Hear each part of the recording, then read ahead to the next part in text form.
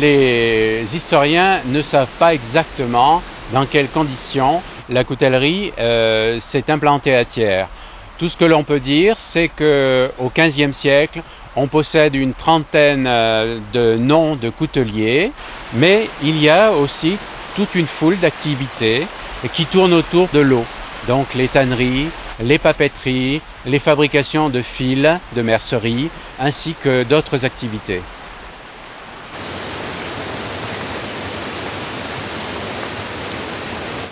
C'est surtout l'électricité qui s'est répandue autour des années 1930, qui a fait que l'industrie a quitté le site de la vallée et l'artisanat s'est répandu dans toute la campagne environnante.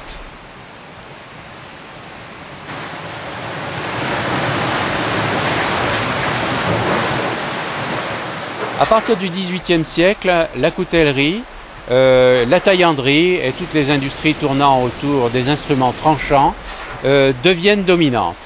À partir du XIXe siècle, la papeterie va décliner et à ce moment-là, on arrivera presque vers une mono-industrie. Pour qu'à certaines époques, par exemple vers 1900, on ait pu atteindre jusqu'à 12 000 à 15 000 ouvriers dans la seule coutellerie.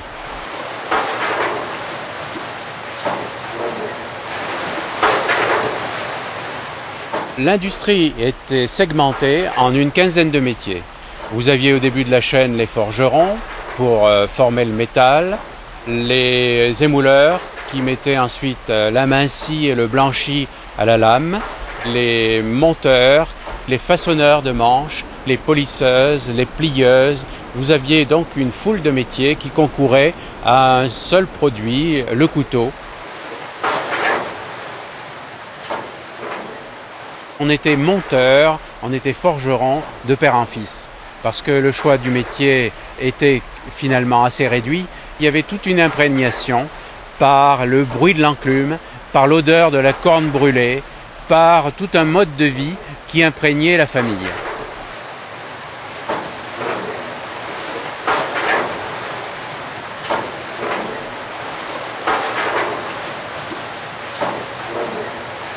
Seuls les émouleurs et les polisseuses étaient groupés en ateliers qu'on appelle roués le long de la rivière. Les forgerons ou les monteurs travaillaient chez eux.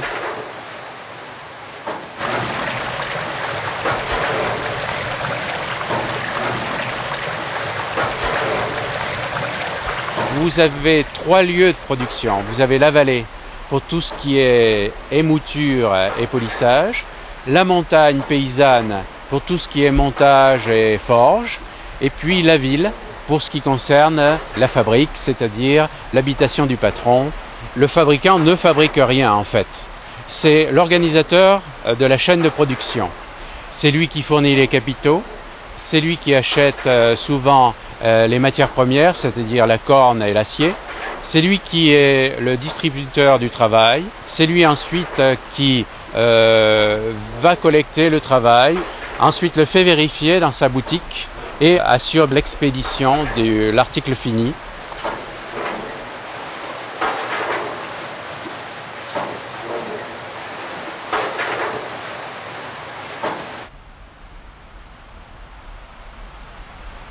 Au XXe siècle, l'activité se diversifie et aujourd'hui, on compte des industries qui sont naturellement filles de la coutellerie, comme par exemple l'industrie des matières plastiques qui provient du travail de la corne, la forge pour les industries automobiles, l'accastillage, également toute la plâtrerie inox qui entre dans les ustensiles ménagers actuels.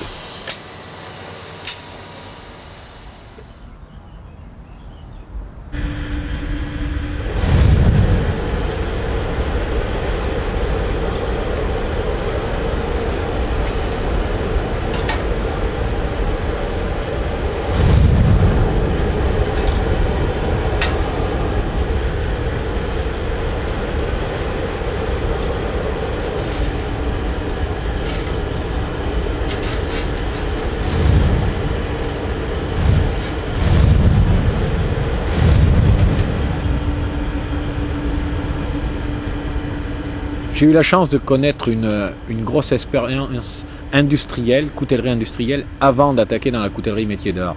Et ça m'a sûrement apporté beaucoup au niveau des techniques, au niveau de la rapidité d'exécution de mes couteaux. Et encore un autre gros avantage, c'est que je suis basé sur Thiers. Et Thiers, c'est l'endroit idéal pour trouver un morceau d'inox, un morceau de maillechort, tel rivet, tel polissoir, telle bande abrasive. Il y a tout, c'est la capitale, donc c'est la ville pour faire du couteau, Thiers.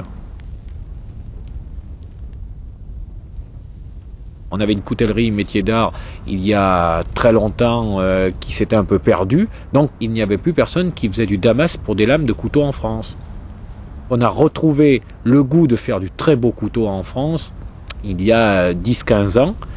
Il y a beaucoup de gens qui se sont mis à fabriquer des couteaux métier d'art dans leur atelier avec un petit peu de matériel. C'est les Américains qui ont lancé cette mode il y a une vingtaine d'années, qui se sont mis à faire des couteaux en hobby. Donc c'était assez miraculeux de voir qu'il y avait une renaissance de la belle coutellerie et en plus avec une tradition des lames damas. Le damas, c'est une technique qui consiste à marier différents aciers ensemble par la soudure ou par la fusion. C'est une technique qui remonte bien avant Jésus-Christ.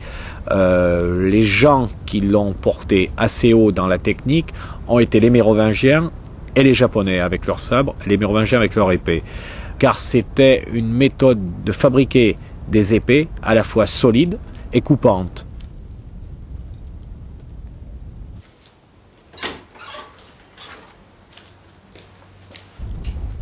On prend un acier assez riche en carbone, un fer le plus bas carbone qu'on peut, on peut insérer un autre acier qui a un peu de nickel à l'intérieur et on constitue ce qu'on appelle la trousse qui est faite de 4, de 5 couches.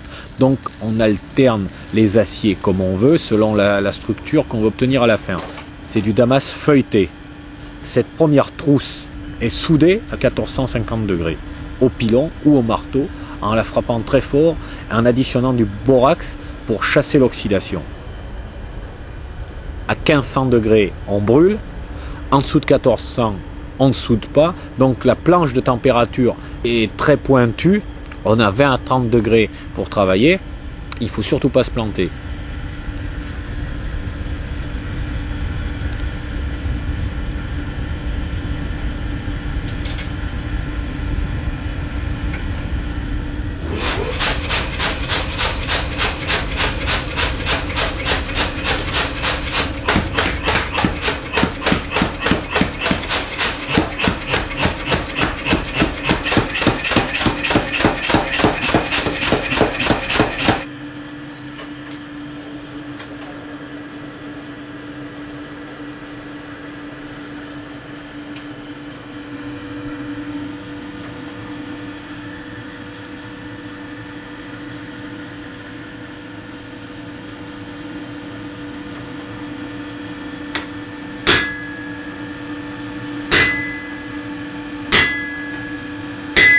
Quand cette trousse est faite une première fois, on peut la plier, replier à l'infini. Donc si on part de 5 couches, le premier pli en donnera 10, le deuxième en donnera 20, ainsi de suite, on procède comme une pâte feuilletée.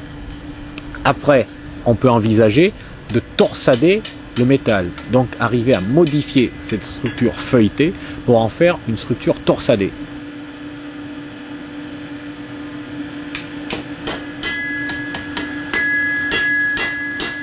L'habileté du forgeron, c'est de doser son air pour que le feu redonne de la chaleur au métal, mais il faut qu'il travaille avec les couleurs. On a toute une poésie dans les couleurs qui sont rouges de cerise naissant. Pour le revenu, c'est bleu gorge de pigeon. On a les rouges orangés, on a les orangés. Après, on a les jaunes qui montent très haut dans les températures, qui sont au-delà de 100 degrés. Donc on a jusqu'au blanc. Et quand on est au blanc blanc coulant, blanc soudant. Et après, quand on est monté trop haut, on s'en aperçoit souvent trop tard. C'est-à-dire qu'on est au blanc étincelant. C'est-à-dire que le métal part en étincelle. Mais là, c'est trop tard, on l'a brûlé.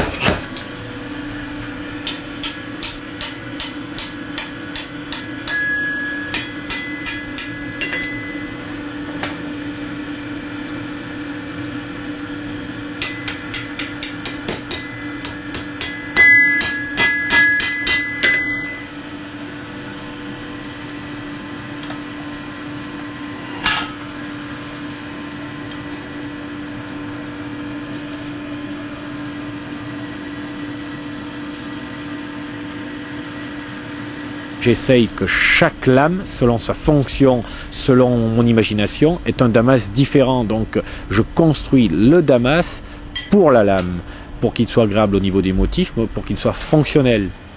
Un couteau, c'est fait pour couper, donc ça doit être cette fonction-là qui est la quête du coutelier. Après, s'il peut être beau, c'est très bien, parce qu'on allie la fonction et l'esthétique, mais si ce n'est qu'un objet qu'on a plaisir à faire voir, qui coupe pas, là c'est grave.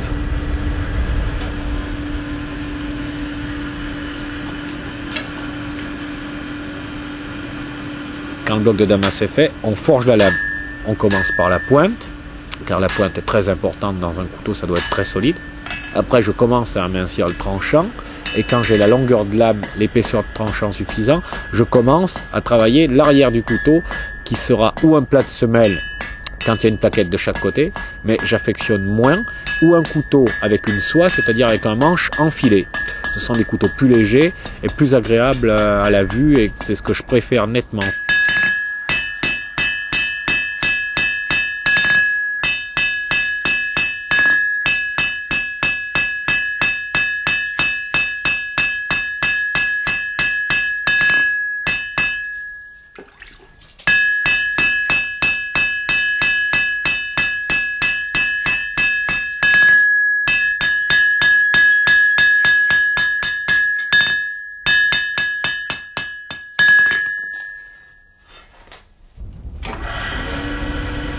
C'est la lame qui fait la valeur du couteau, donc on construit la lame et si on est content de la lame, on l'habille. Sinon, j'attends un peu, je laisse des fois un temps mort pour réfléchir aux manches, trouver le matériau qui se mariera bien avec la couleur du damas.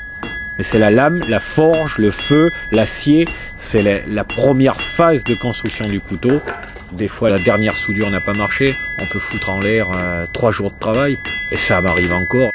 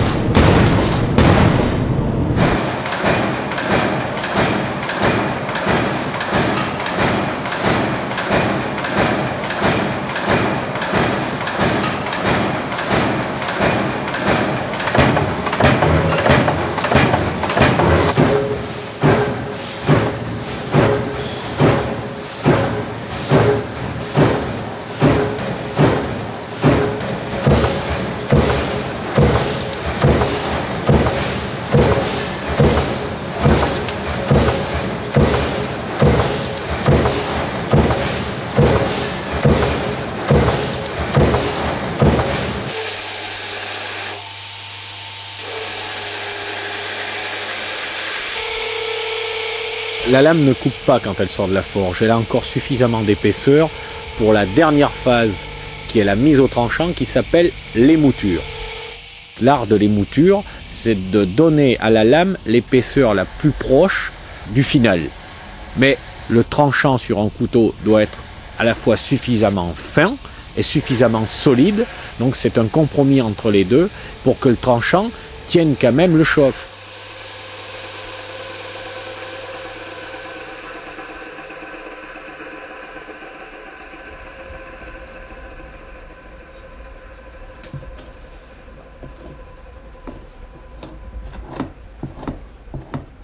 Plus le forgeron a la maîtrise du damas, plus il arrive dès le début à savoir le dessin qu'il va donner à la lame.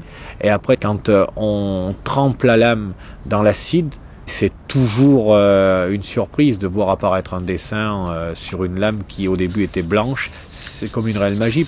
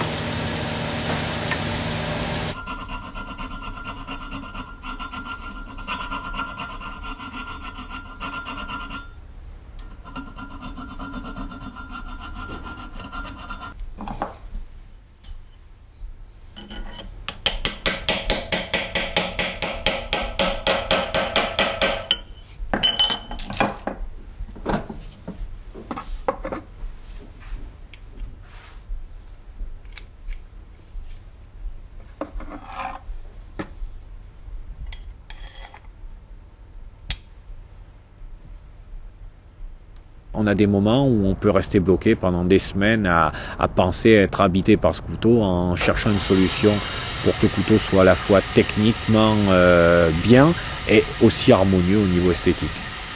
Si les idées coulent, j'enchaîne directement sur la garde, le manche, trouver le matériau, l'ivoire fossile qui se mariera bien avec la couleur du damas, un cerf bien veiné, un bois très chaud, pour pouvoir choisir selon la pièce la plus belle couleur, le plus beau morceau qui sera là pour récompenser le beau travail de la lame.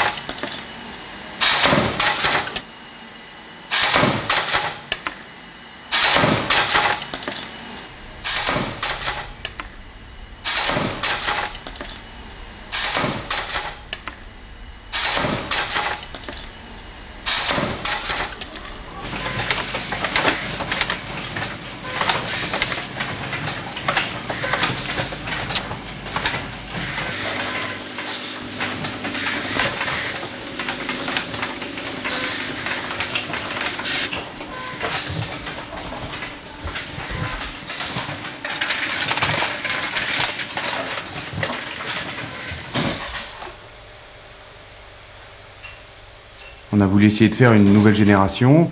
C'est le mariage de la tradition coutelière et du design contemporain. On souhaitait des couleurs jeunes, donc des couleurs plutôt acidulées, plutôt puissantes, et puis des couleurs aussi plus contemporaines. Plutôt que la tradition par la noblesse du matériau, on a voulu le côté contemporain par des matériaux plus innovants, des résines de synthèse plus sophistiquées, qui nous permettaient des variations de couleurs sur des manches bimatières. Et ça, c'est le ton actuel. Un design beaucoup plus doux peut ouvrir le marché à des utilisateurs différents, des jeunes, des femmes, qui ne sont pas obligés de revendiquer un côté agressif ou un peu macho. Aujourd'hui, on identifie un petit peu la coutellerie par rapport au couteau de poche, alors que c'est une infime partie du chiffre d'affaires global de la coutellerie. Jusqu'à la mode, disons, du Laguiole, la coutellerie fermante ne représentait pas plus de 15% du chiffre d'affaires global de la coutellerie. Le nombre des couteaux dépendait surtout du site de commercialisation. Les fabricants thiernois produisaient les couteaux pour tous les autres. Jusqu'à 88, on fabriquait 100% des Laguiole. Il n'y avait pas de production sur Laguiole. On a pensé que créer un couteau qui porterait le nom de la ville serait un événement qui pourrait médiatiser Thiers. Créer un produit qui serait un petit peu l'ambassadeur de ce qu'est la coutellerie thiernoise au XXe siècle. Le Thiers en soi n'est pas qu'un couteau, c'est une ligne avec un concept. On ne voulait surtout pas figer, on voulait évolutif. Donc en fait, ce qu'on a dit aux couteliers, c'était, on leur a dit, voilà, inspirez-vous de cette ligne et ayez votre interprétation.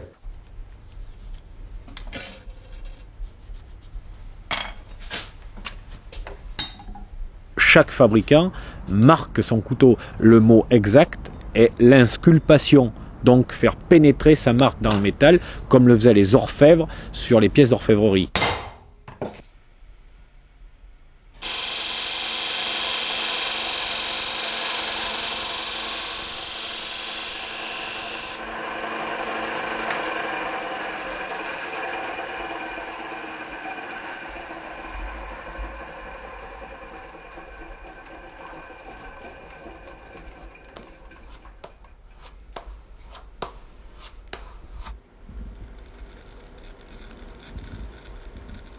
Heureusement que je n'atteins pas la perfection, je l'atteindrai jamais, parce que le jour où je croirais l'avoir atteint, peut-être ce couteau je le vendrai pas, j'oserais pas en recommencer un autre en me disant là je vais faire moins bien. Donc j'espère toujours que le prochain sera mieux. Et puis bon, il faut bien vivre, mais c'est toujours un peu frustrant des fois quand une pièce, il y a quelques pièces qui sont exceptionnelles et que je garderai bien. Mais bon, pour regarder les couteaux, tous les ans je fais un petit couteau à mon fils, donc ceci reste dans la famille.